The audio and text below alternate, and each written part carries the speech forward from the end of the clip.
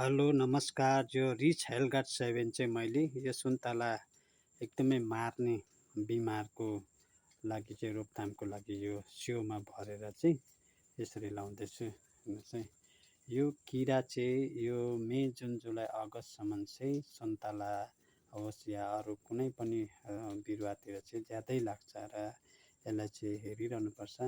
र मैले चाहिँ अघि कोट्याएर निकालेर चाहिँ एउटा चाहिँ निकालेँ, अरू पनि छ होला भित्र।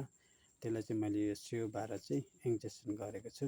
इन्जेक्सनबाट चाहिँ यो 1-2 ml भित्र पस्यो भने चाहिँ यो किरा मरिहाल्छ। र मैले चाहिँ यसरी लाउँदैछु। यो किरा हेर्नुहोस् न, यस्तो प्रकारको हुन्छ। यो सानो अंशदेखि चाहिँ यो अंश हुँदा चाहिँ यो बाहिरको छाला खाँदा खाँदा चाहिँ यो बढ्दै बढ्दै यत्रो हुन्छ। टाउको, यसको टाउको हेर्नुहोस् न, रातो कस्तो डह्रो कडा खालको हुन्छ।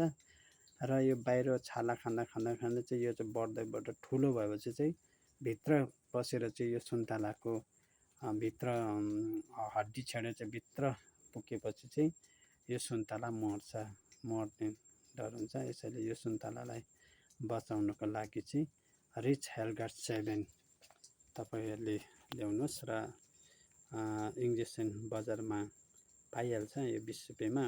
अन्त दबाई भरेर यस्तो टोड्का बनाउँछ है, टोड्का बनाएको हुन्छ र दबाई भरेर चाहिँ यो टोड्कामा चाहिँ इन्जेक्सन गर्नुपर्छ। मैले चाहिँ इन्जेक्सन गरिसकेँ र यस्तो प्रकारले जुस निकाल्छ बाहिर।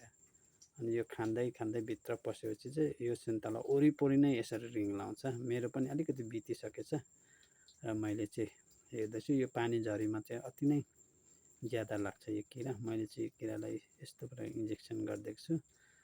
यो अरू प्रकारले चाहिँ यसलाई लाग्दैन, इन्जेक्सन गर्दा चाहिँ लाग्छ। यसै यो पाराले सबैले गर्नुहोला। धन्यवाद।